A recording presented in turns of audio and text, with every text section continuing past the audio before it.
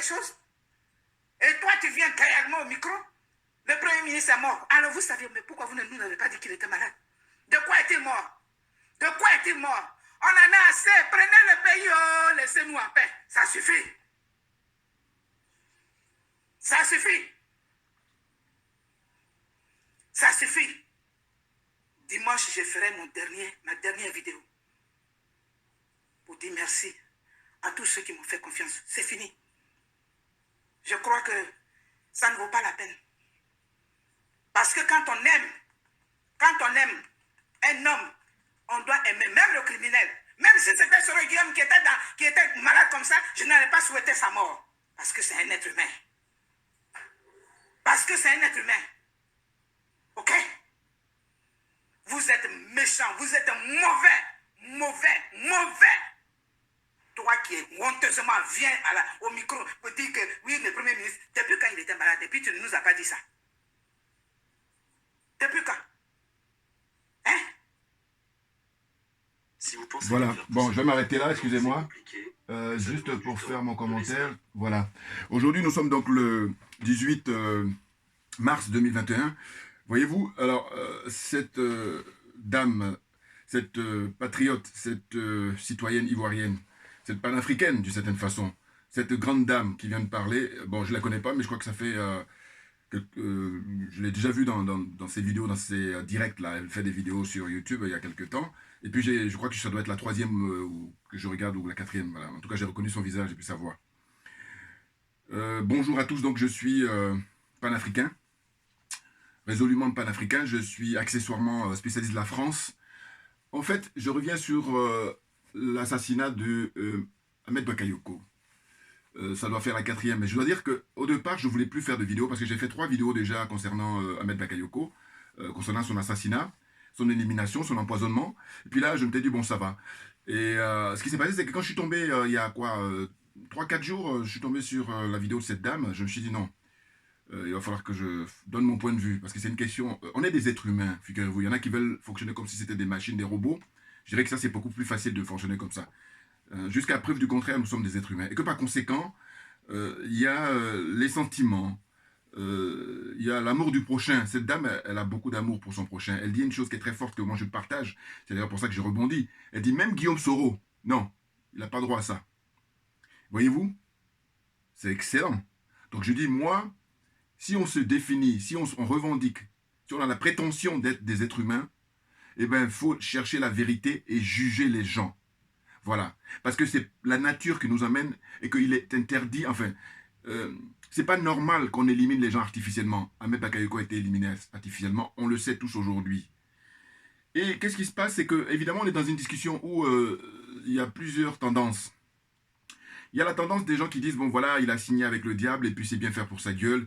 Et puis voilà, ce sont eux qui ont amené la rébellion et patati et patata. Et donc en gros, ils disent, bon voilà, il a mérité ce qui lui est arrivé. Et puis il y a une autre tendance qui va chercher à comprendre. Et moi je suis de cette tendance-là. C'est-à-dire qu'il faut chercher à comprendre. Et puis il ne faut pas se tromper d'adversaire. Parce que très souvent, ceux qui vont lui dire que oui, c'est bien fait pour sa gueule et que voilà, il a trouvé ce qu'il cherchait ou ce qu'il a bien voulu. Non, c'est pas vrai. Est-ce que c'est Ahmed Bakayoko qui est responsable, à lui tout seul, de ce qui s'est passé en Côte d'Ivoire? Est-ce que c'est Ahmed Bakayoko qui a empêché qu'il y ait le retour du président Gbagbo en Côte d'Ivoire? Est-ce que c'est Ahmed Bakayoko qui empêche qu'il y ait la réconciliation entre les Ivoiriens? Non, il ne faut pas se tromper d'adversaire. Il ne faut pas se tromper de cible. En réalité, Ahmed Bakayoko était un exécutant. Et que par conséquent, il faut avoir une circonstance atténuante pour les exécutants. Parce qu'autrement, si vous vous focalisez sur les exécutants, je dis non, vous faites preuve de malhonnêteté intellectuelle. Et que par conséquent, ceux qui sont les responsables, vous les laissez tranquilles. C'est clair. Il ne faut pas perdre son énergie à focaliser sur les exécutants.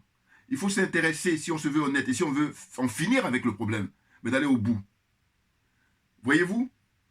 Donc, ceux qui sont responsables, c'est d'abord la France, bien entendu. C'est la France qui est la première responsable.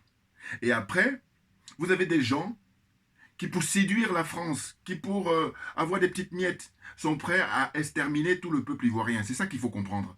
Et c'est la raison pour laquelle moi j'essaie de faire une espèce de hiérarchie. C'est très très important. Parce que dans cette histoire-là, la discussion que nous avons de part et d'autre, il n'y a pas de hiérarchie. Et quand on ne veut pas de hiérarchie, on fait n'importe quoi. Et moi ça ne m'intéresse pas. Je dis je fais un concours d'honnêteté intellectuelle. Concours. Et apporter des arguments qui tiennent la route. Voyez-vous?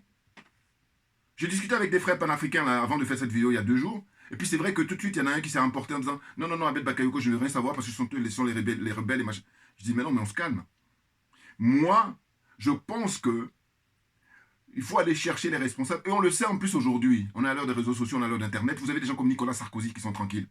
Vous avez des gens comme Ali Omari qui est tranquille. Alors Jacques Chirac, il est mort. Mais vous avez des gens comme Dominique de Villepin. Il est tranquille. De quoi on parle? Mais qu'est-ce que c'est que ces gens-là? Non mais franchement, à quoi ça sert d'aller apprendre un minimum d'instruction? J'allais dire, quand on dit on va à l'école, et puis là, ne pas prendre du recul pour réfléchir. Mais qu'est-ce que c'est que ça? J'enchaîne tous les gens qui ont bénéficié de la faveur de Ahmed Bakayoko, parce que tout le monde sait que ce monsieur, comment dire, était très généreux de son vivant. Et ce qui se passe, c'est quoi? C'est que quand tu dis ça, quand tu dis qu'il est généreux, il y en a qui disent « Oui, mais avec tout l'argent qu'il a volé. » D'accord, mais il y a des gens qui ont volé beaucoup plus que lui, mais qui ne sont même pas généreux. Qu'est-ce que vous en faites? Donc, à un moment donné, il faut hiérarchiser, c'est hyper important. Et quand on hiérarchise, mais ça permet justement d'aller trouver, d'aller chercher ceux qui se cachent et qui sont les vrais responsables. C'est de ça dont il s'agit. Mais qu'est-ce que c'est que ça? Ah non, mais j'hallucine. Je suis impressionné par la réaction des uns et des autres. Donc je disais que ceux qui ont bénéficié de sa faveur, c'est-à-dire que qui, à un moment ou à un autre, ont bénéficié de sa gentillesse, c'est-à-dire au point de vue moral, au point de vue matériel, mais aujourd'hui, il est question de demander aux autorités ivoiriennes. Ensuite, mais d'abord aux autorités françaises. Mais demander à M. Alassane Ouattara et son épouse, Dominique Louvian, Dominique Ouattara, il faut leur demander qu'est-ce qu'il vous a fait Ahmed Bakayoko. Premier point. Deuxième point, pourquoi vous l'avez assassiné, pourquoi vous l'avez éliminé, pourquoi vous l'avez empoisonné. Ça, tous les Yves Zogo, tous les... Alpha Blondy, j'ai vu la retransmission au stade Mbempe, là, à Niamey. Et qu'est-ce qu'on assiste? On assiste à quelque chose de très artificiel. Et je me dis quoi? Je me dis, mais écoutez, là vous êtes en train de participer à l'assassinat de ce monsieur pour une deuxième fois. Ah mais bien entendu. Alors, je félicite ceux qui n'ont pas, ceux qui ont décidé de ne pas y aller. Voilà. Je les félicite. Ah mais il faut avoir le courage. Non, parce que c'est trop facile d'aller faire des larmes de crocodile, d'aller faire semblant. Et puis je vois là un Bitogo, qui est le chef d'orchestre, de verser dans l'hypocrisie, et le mot est faible. Et puis les larmes de crocodile, c'est que ça sonnait faux, mais du début de son souffle jusqu'à la fin de son discours, ça sonnait faux. Et quand je dis ça sonne faux, là encore c'est un euphémisme. C'est incroyable. Mais écoutez, de son vivant, ce monsieur, vous avez reconnu son humanisme. Mais là, tous ceux qui ont été hypocrites pour aller faire des espèces de messes comme ça, sataniques, au stade olympique, hein, pour ne pas oublier, parce que comme je parle en free, je n'ai pas d'écrit là, mais quand je vois ça, d'abord le stade n'est pas plein. C'est un stade qui a une capacité, je crois, de 60 000 personnes. Le stade de Foubouagny, si je ne me trompe pas aujourd'hui, est à 35 000. Et ils sont en train de faire des travaux pour la Coupe d'Afrique pour que ça passe à 40 000. Le lien que je vais faire, c'est quoi? C'est que les gens de l'opposition, je mets toujours entre guillemets l'opposition, parce que ce n'est pas les opposants. L'opposition, c'est M. Ouattara en réalité. Et je vous dis, j'aime bien situer les choses. Parce que si les élections sont organisées de manière comment dire, claire et nette, transparence, M. Ouattara n'a aucune chance. C'est pour ça qu'il magouille. Donc ceci explique cela. Donc ce que je vais dire, c'est quoi? C'est que en octobre dernier, il y a eu le meeting, le grand meeting qui a rassemblé M. Konan Bédié, M. Mamadou Koulibaly, le professeur Mamadou Koulibaly, qui a rassemblé à Montano, le lâche, qui a rassemblé Afinguessan, M. Afinguessan, qui a rassemblé M. Mabri Touake, qui a rassemblé toutes les personnalités qui s'opposaient et qui s'opposent toujours, je crois, j'espère, sauf à Montano, par exemple. Et puis, non mais c'est incroyable, on est dans la marmaille. Donc ce que je disais, c'est quoi? C'est que je dis, tous ceux qui sont opposés au troisième mandat de monsieur Alassane Ouattara, eh ben, ils ont fait un meeting historique. Oh, ce qui s'est passé, c'est quoi? C'est qu'ils ont demandé, ils ont demandé une autorisation. Mais là, c'était la croix et la bannière, c'est-à-dire que tout était mis en œuvre pour les décourager. Et ce qui fait que le stade Houphouët-Boigny, qui a une capacité de 35 000 personnes, mais il y a des gens qui sont restés à l'extérieur, qui sont même obligés de retourner chez eux. Et pourquoi je parle de ça? Parce que je dis, mais le stade Mbembe, il ne vient pas d'être inauguré là, au décès de Ahmed Bakayoko. C'est-à-dire qu'il était là à l'époque, et quand on pouvait donner ce stade-là au grand meeting de l'opposition de l'époque, hein, du mois d'octobre, avec M. Konan Bédié, et puis Afin Guessan et les partisans du président Gbagbo, et puis même Simon Gbagbo ici était là-bas sur place, si je me souviens. Donc, ils auraient pu bénéficier de ce stade-là pour faire leur meeting. Or, M. Ouattara et son épouse, M. Ouattara et ses sponsors, M. Ouattara et ses sbires et ses partisans, surtout le couple Ouattara, en fait, ils ont privatisé la Côte d'Ivoire. Alors, évidemment, ce stade-là, il met son nom, alors que c'est de l'argent public. Donc, quand c'est de l'argent public, on a la décence de dire que le stade qui appartient le stade d'Anyama, par exemple, ou le stade de... regardez, par exemple, le stade de France. Voilà, vous avez un exemple. Il faut qu'il copie la France, là, au moins, copier un peu. Bon, il y a des trucs... Là, ça valait le coup d'être copié. Là. On dit le stade de France. On ne dit pas le stade François Mitterrand ou le stade Général de Gaulle. Même si c'est vrai qu'il y a des monuments. Mais très souvent, on le fait pour des gens quand ils ont disparu. Et M. Ouattara, grandement, alors qu'on doit dire le stade d'Abidjan ou le stade de la Côte d'Ivoire. Le stade d'Ivoire, par exemple. Enfin, ce n'est pas les noms qui manquent. Or là, il met grandement comme ça le stade Alassane Ouattara, le stade olympique. Donc moi, ce qui m'a frappé là, c'est ça, déjà. Et puis l'hypocrisie de tous ces artistes-là, le Kofi Olomide, les Fally Ipupa, encore qu'il est beaucoup plus jeune. Mais même. Parce que les gens, quand il s'agit d'encaisser de l'argent, ils ne sont pas jeunes. Hein. Non, mais n'importe quoi. Ce que je veux dire par là, je dis, vous qui avez côtoyé Ahmed Bakayoko, vous reconnaissez son humanisme, mais il faut demander à Ouattara et son épouse pourquoi vous l'avez tué, premier point, et deuxième point, pourquoi vous l'avez empoisonné et pour quelle raison? Il faut qu'on le sache. Le minimum, c'est de savoir la vérité. Or, là, on fait une mise en scène où tout le monde se fait plaisir. L'hypocrisie a atteint son sommet. Mais là, au stade olympique, Olympé, là, Olympé, je ne sais plus le nom, en tout cas le stade olympique à Niamey, voilà. Mais c'est incroyable. Qu'est-ce que c'est que ça? Mais une vie artificielle. Hein? Léa Salfo, toute cette compagnie-là. On s'est embourgeoisé, et puis l'humain n'existe plus. Alors que moi, à mon petit niveau, avec mes petites connaissances, j'ai beaucoup de bon sens et j'ai beaucoup d'humanité. Mais bien entendu, je dis quoi? Je dis, mais écoutez, je dis que nous, les Africains, on perturbe les Occidentaux en général, les Français en particulier, parce que on célèbre la vie tous les jours. Mais là, vous ne célébrez pas la vie. Quand il est empoisonné Ahmed Bakayoko, on a l'heure d'Internet, on a l'heure des réseaux sociaux, vous êtes au courant de ça et vous faites semblant, vous célébrez la mort. Mais qu'est-ce que ça veut dire? Vous célébrez la mort. Nous en sommes rendus là aujourd'hui au XXIe siècle. Qu'est-ce que c'est que ces gens-là? Qu'est-ce que c'est que ces gens-là? Et c'est pour ça que souvent je dis, il faut raser les murs, parce que chacun de nous a une énergie. Et quand tu n'as pas l'énergie, quand ton voisin qui va dans le sens positif, dans le sens pour valoriser l'être humain, mais il faut le soutenir. Oh là, vous êtes dans du cynisme. Vous êtes dans... J'ai failli dire cannibalisme. Non, mais bien entendu. Non, mais qu'est-ce que sont ces pratiques-là? Parce que très souvent, que ce soit les intellectuels d'abord, et puis les gens du showbiz, là, ils sont tous dans la franc-maçonnerie. Alors on pourrait dire ce qui ceci explique cela. Mais vous voulez aller où avec ça? Très franchement. Moi, j'ai dit encore une fois, quand j'étais petit, on nous disait qu'en l'an 2000, les choses seraient évoluées. Mais c'est pour en arriver là. Non, il faudrait qu'on retourne. Dans ce cas-là, revenons en 1960. Revenons en 1950. Non, enfin, je veux dire, c'est une façon de parler. Mais je veux dire que ça ne tient pas la route, ce que vous êtes en train de vivre. Et justement, heureusement qu'il y a Internet pour qu'on puisse vous donner nos vérités. Qu'on puisse vous donner notre opinion, notre sentiment. Il faut le partager au maximum. Faites des pouces, partagez au maximum. C'est ça l'intérêt, évidemment. De discuter en tant qu'être humain, il faut qu'on partage les arguments. Amène tes arguments, j'amène mes arguments. Et puis après, on laisse apprécier les autres, qui sachent qui c'est qui dit vrai. Ce que tu dis, est-ce que ça tient la route? Est-ce que c'est pour l'intérêt général? Certains, c'est l'occasion de vouloir briller là, à la mort de Ahmed Bakayoko pour prendre le micro. Et puis, Yves Zobo, à d'autres occasions, oui, je veux bien, mais pas là. Non, parce qu'en plus, il fait partie de ceux qui le connaissent bien. Or, c'est un frusto aussi, Zobo. Je suis désolé, je l'ai déjà, enfin, bon, on s'est déjà rencontré, bon, à Paris. Il y a peut-être du passage à Paris. Mais c'est des gens que je ne connais pas personnellement, je vous tiens, voilà, je veux vous rassurer. C'est simplement que Paris, c'est l'avantage, hein, tous ces gens-là, ils viennent là pour faire leur shopping, pour faire leur... Je viens de Nice, c'est faire voir, je reviens de Paris, voilà, évidemment, ils aiment bien dire ça quand ils reviennent au pays. N'importe quoi. Pourquoi je parle de frustration de Zobo, c'est que je dis, en réalité, Zobo a rêvé de faire de la politique. Il n'a pas eu l'occasion. Voilà.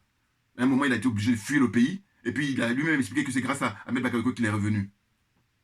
Donc, lui, ce qu'il rêve, c'est donnez-moi un poste de secrétaire d'État. Limite, même, il n'a pas la force peut-être KKB, mais non, mais moi, je vais loin. Hein. Et parce que dans mon analyse, et puis j'observe.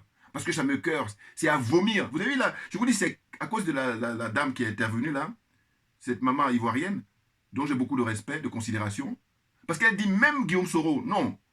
Il faut laisser Guillaume Soro. D'ailleurs, ce que je dis souvent avec Soro, je dis quoi? Je dis, mais Soro, vide ton sac. Guillaume Soro, vide ton sac. Ça va nous arranger tous. Et ceux qui sont là, les Chris Yapi, je ne sais pas, on dit c'est une cellule, mais c'est n'importe quoi. Vous voyez, nous sommes rendus. C'est qu'ils nous manipulent, mais ils se donnent à cœur joie à se foutre de notre gueule, mais royalement. Là, il faut faire jouer son minds. Mais de quoi on parle? Qui encore? Professeur Niamsi, enseignant à Rouen, professeur de philosophie. Tout ça, c'est des soutiens de Guillaume Soro. La guêpe aux États-Unis? Non! Soro doit vider son sac. C'est le meilleur service qu'il puisse rendre au peuple ivoirien. Parce que c'est un acteur principal et il fait partie des comment on appelle ça? Des survivants. Parce que comment dire, monsieur Alassane Ouattara et sa dame, Dominique Nouvian, Dominique Ouattara, ils ont assassiné IB. Ils ont assassiné l'ancien Premier ministre. Même le président de, comment on appelle ça, Conseil économique et social. Hein, ils ont assassiné Gon Coulibaly. Maintenant, c'est Ahmed Bakayoko qu'ils assassinent. Ils ont empoisonné, tout le monde le sait. Pourquoi vous faites semblant, Koffi Olomide? Pourquoi vous faites semblant à Salfo? Pourquoi vous faites semblant à Alpha Blondy? Pourquoi vous faites semblant? Mais là, je dis, Ahmed Bakayoko, vous ne lui rendez pas service, vous le tuez à nouveau, pour une seconde fois. Le fait que vous ne demandez pas des comptes. Demandez des comptes, vous avez le pouvoir. On ne vit qu'une seule fois sur cette terre. Mais qu'est-ce que c'est que ces gens-là? Qu'est-ce qui vous manque? Mais c'est incroyable! Alors, très franchement, quand je vois ça, je dis, mais heureusement qu'on a l'occasion de pouvoir faire des vidéos. Parce qu'autrement, vous imaginez, il y a quelques années, quand il n'y avait pas Internet, mais vous serez tranquille dans votre sphère là-bas, dans votre environnement, dans votre écosystème. Comme dit comment dire, un intellectuel français, j'aime beaucoup, il étudie le thème de l'écosystème. Franchement, n'importe quoi. Il faut demander des comptes à M. Ouattara. De dire comment ça se fait que lui, il arrive en Côte d'Ivoire et on ne célèbre plus la vie, on célèbre la mort. C'est pas normal. Quand vous, parce que évidemment, non, nous on vit bien, mais non, mais c'est artificiel. Quand je parle de célébrer la vie, c'est que c'est naturel et tout le monde y trouve son compte. Et tout le monde est détendu. Et non pas là, tout le monde a flippé à savoir qui est le projet qui sera empoisonné. Mais vous voulez aller où avec ça? Mais est-ce que c'est aussi difficile que ça que de demander à ce que des Africains se réunissent et qui s'y réconcilient? Des Ivoiriens se réunissent et qui s'y réconcilient? Mais il y a des gens qui ont connu ça avant nous. Ce que j'explique souvent. Je dis, mais il y a eu l'Afrique du Sud, l'expérience sud-africaine. 40 ans d'apartheid, ils sont réconciliés. Il y a eu l'expérience du Rwanda. Et le président du Rwanda, c'est un grand homme. C'est un homme d'État. Et bien entendu. Pourquoi? Parce que lui, il est digne. Il peut dire ce qu'il veut à la France. Ce qui n'est pas le cas des Talons, ce qui n'est pas le cas de Ouattara, ce qui n'est pas le cas d'Idriss Déby, ce qui n'est pas le cas de... Comment il s'appelle? Toute la sphère francophone, là, ils ne peuvent rien. Ils sont réduits à l'état d'esclaves alors que nous sommes au XXIe siècle. Alors la différence, c'est vrai, ils n'ont pas les chaînes physiques, mais ils ont les chaînes mentales, et c'est encore pire que les physiques. Parce que les physiques ont le mérite d'être clairs. Hein, vous voyez? Alors que là, on est dans une situation d'hypocrisie, et on bombe le torse, alors qu'au fond, mais on n'est pas libérés. Ils ne sont pas libérés, ces gens-là. Et je ramène toujours au discours qu'a prononcé le président Ahmed Sékou Touré en 1958. Je dis que le président Ahmed Sékou Touré, en 1958, son discours face au général de Gaulle, mais c'est ce que nous vivons en Côte d'Ivoire depuis quelques décennies. Mais oui, parce qu'il a parlé de quoi? Il a dit, je préfère être digne, être libre, plutôt que de vivre avec cette espèce d'opulence, mais qui est artificielle. La Côte d'Ivoire, c'est vraiment de l'illustration. À mon cas, les événements éclatés à l'époque, c'est ce que j'ai dit. Hein. J'ai dit, mais le président Ahmed Sékou Touré, il faut regarder, il faut lire son discours de 1958. Il faut écouter son discours de 58. Non, mais franchement, je vous le dis, hein, je voulais plus faire de vidéos sur Ahmed Bakayoko, parce que j'estime que j'en ai fait 3 et c'est bon. Sachant que moi, à mon niveau, parce que moi je fais concours aussi quand je parle d'honnêteté intellectuelle, mais c'est surtout de ne pas se laisser corrompre. Ah ben oui, parce que moi j'ai passé le cap d'être aliéné, d'être complexé et d'être corrompu. Ah non, non, non, je me suis affranchi de ça depuis fort longtemps. Pour ne même pas dire depuis toujours, ceux qui me connaissent. Ah ben oui, ah oui, oui, oui, oui, oui, résolument. Non mais de quoi on parle? On parle de la gestion du bien public, on parle de la gestion de l'intérêt général. Que, par conséquent, quand tu viens postuler à ce poste-là, c'est comment faire pour que mes concitoyens soient bien. Et non pas une catégorie de mes concitoyens, c'est-à-dire 0,0,1%, et puis le reste, on s'en fout. Je dirais même pas, ce sont des figurants. Non, ce ne sont même pas figurants. Ils n'existent pas. Voyez-vous? On est même tenté de dire que ce qu'on vit actuellement, c'est même pire que l'époque de l'esclavage, parce que l'esclavage, les choses étaient claires. Or là, on donne l'impression que c'est l'illusion. C'est pire que tout l'illusion. Surtout quand on est au courant. Et un exemple. Je regarde les infos. Bon, faut dire que j'ai dit que j'ai arrêté de regarder la RTI. Je parle des RTI Info. Hein. Sinon, je regarde les émissions comme des jeunes professionnels qui sont très bien, sont cultivés. Et je dis, mais là, si la façon dont ils ont ce professionnalisme-là, quand je regarde les émissions ivoiriennes là, sur la 3 et tout ça, mais j'ai dit, mais si les pouvoirs politiques étaient à ce niveau-là, mais il n'y a rien à dire. Il n'y a rien à dire. On a même des leçons à donner. Or, ce n'est pas le cas. Les pouvoirs politiques en Côte d'Ivoire, que ce soit l'opposition, tout le monde, c'est zéro. Disqualifié. Non, parce qu'il y a des basiques. Ils ne maîtrisent pas les basiques. Non, mais attendez, de quoi on parle? N'importe quoi. Donc, ma vidéo d'aujourd'hui, c'est de dire que le meilleur service pour ceux qui ont côtoyé Ahmed Bakayoko, qui ont bénéficié, je vous dis, de son soutien moral et matériel, vous devriez demander des comptes à M. Ouattara et à Mme Nouvian, Mme Dominique Ouattara. Il faut leur demander des comptes, il faut leur demander, ainsi qu'à Tine Biraima, là, le fils de M. Ouattara. Ce sont eux, ces trios-là, qui ont empoisonné Ahmed Bakayoko. Donc il faut leur demander pour quelles raisons ils ont empoisonné ce monsieur. Et non pas vous cacher derrière votre petit doigt, là, et dire que voilà, là les gens sont échaudés, les gens sont dans l'émotion, et puis ça va passer. Mais non, ça ne passera pas. Je trouve que la mort de ce monsieur, Ahmed Bakayoko, mais ça doit être la mort de trop.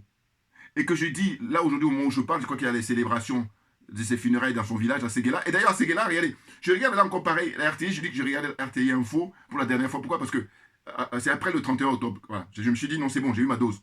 Au sens où je dis, c'est de la propagande, mais même ici, ils sont même... autant je dis que la France est professionnelle, mais là il a battu la France, là, au point de vue propagande.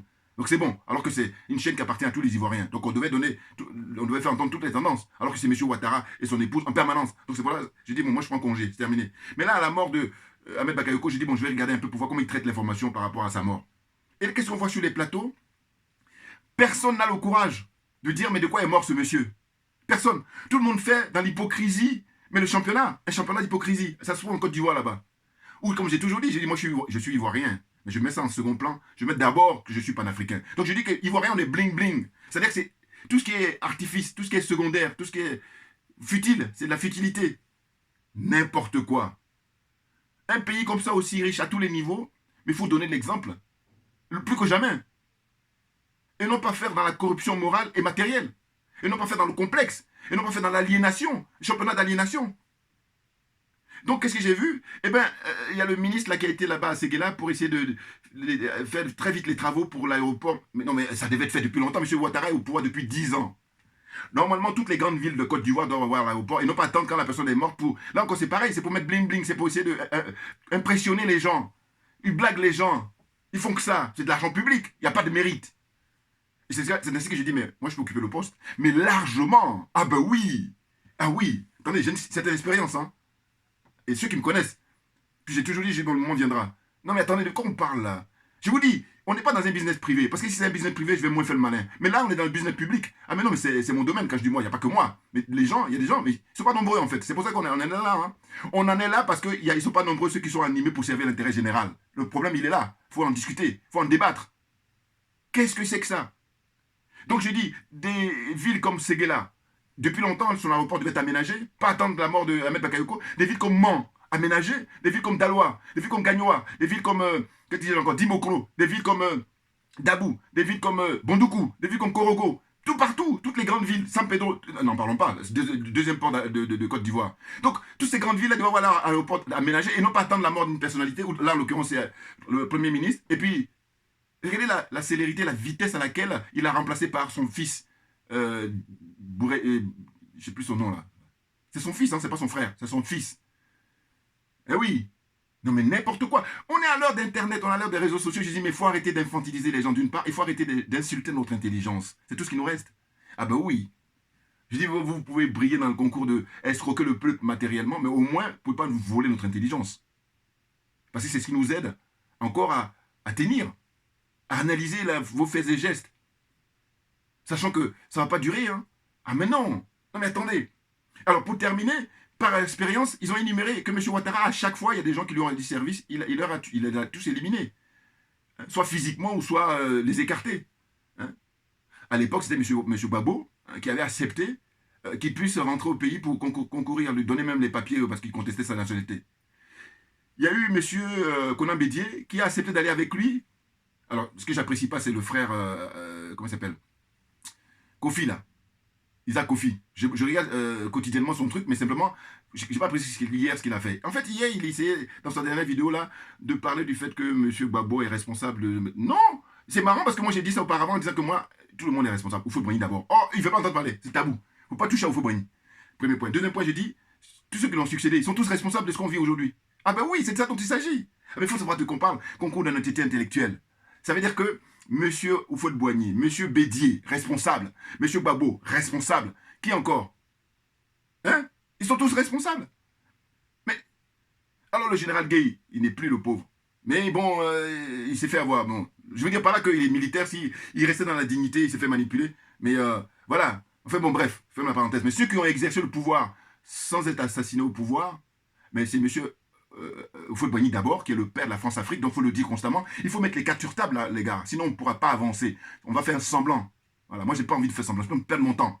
Houphouët-Boigny d'abord, c'est le père de la France-Afrique, donc c'est ça qu'il faut dénoncer. Donc tous ceux qui sont ses héritiers, eh bien, acceptez, souffrez comme nous vous disions la vérité. Autrement, ah non, comptez pas sur moi. Hein. La vérité, il faut qu'elle soit dite. C'est la meilleure façon qu'on avance. Et je dis, ma religion, c'est la vérité et la justice. Franchement. Donc après, il y a M. Konan Bédié, qui est son fils. Hein, Konan Bédié, je vous l'ai déjà rappelé dans mes vidéos précédentes, c'est le fils naturel d'Houphouët-Boigny. Bon. Responsable encore, M. Gbagbo. M. Alassane Ouattara, n'en parlons pas, lui, c'est le pompon. Parce que lui, en l'espace de 30 ans, depuis qu'il a décidé de se mêler à la vie politique, bon, il a été imposé par les Français, hein, et puis Mme Nouvian, là, voilà, qui est une agent secret. Ça aussi, il faut le dire constamment. Il ne faut pas se gêner. Non, mais attendez, au nom de quoi on peut supprimer la vie humaine? Mais ces gens-là, ils en ont cure de la vie humaine. C'est ça qu'il faut comprendre. Donc, à partir de ce moment-là, je dis, mais moi, je ne vais pas me gêner. Faites ce que vous avez à faire. C'est tout. Et puis, par contre, bon, ceux qui croient à l'au-delà, hein, c'est des hypothèses, de mon point de vue. Hein, mais en tous les cas, à un moment ou à un autre, vous allez vous expliquer le moment venu. Ah ben oui, non, mais sinon, dans le parcours de l'existence de l'univers, tout ce que vous voulez, mais sinon c'est trop facile. Non. Mais qu'est-ce que c'est que ça? Donc, je termine là en disant que tous ceux qui ont connu M. Ahmed Bakayoko, qui l'ont approché, qui ont bénéficié de son aide, de sa générosité, demandez des comptes, demandez pour quelle raison on a empoisonné M. Ahmed Bakayoko. Pour quelle raison? 56 ans, c'est très jeune en 2021. Voilà, je vais terminer par là. C'est pas normal que vous ne demandez pas des comptes au couple Ouattara, sous prétexte que vous avez peur. Ceux qui ne sortent pas du tout du pays, je peux comprendre. Mais la plupart, là, ils prennent des avions, ils viennent ici, à New York, aux États-Unis, à Paris, à Bruxelles, je ne sais où encore. Mais donc, mettez-vous là-bas et puis parlez. Sinon, c'est trop facile. Franchement. Mais de toute façon, on saura. Hein. J'espère qu'il paraît qu'il y a un certain Nestor qui dispose de bandes là. Ah, j'espère que lui va être protégé. Il aura multiplié les bandes pour qu'on sache la vérité. À un moment donné, le mal ne peut pas continuer comme ça, éternellement. Il faut que ça s'arrête. Qu'est-ce que c'est que cette histoire-là? Et là, on organise comme ça pour en mettre plein la vue, pour embrouiller tout le monde. Ils viennent à des cérémonies, mais c'est artificiel. Quand quelqu'un meurt d'une mort naturelle, à la rigueur, voilà, ça se passe même de commentaires. Il n'y a rien à dire là-dessus. Mais là, ce n'est pas une mort naturelle. Et on le sait, et puis ils font semblant. Donc vous, après ceux qui ont empoisonné Ahmed Bakayoko, ceux qui font semblant, qui ne demandent pas des comptes au couple Ouattara, vous êtes responsable une deuxième fois de la mort de Ahmed Bakayoko. C'est tout ce que j'avais à dire. Merci pour votre attention et à très bientôt. On ne lâchera rien.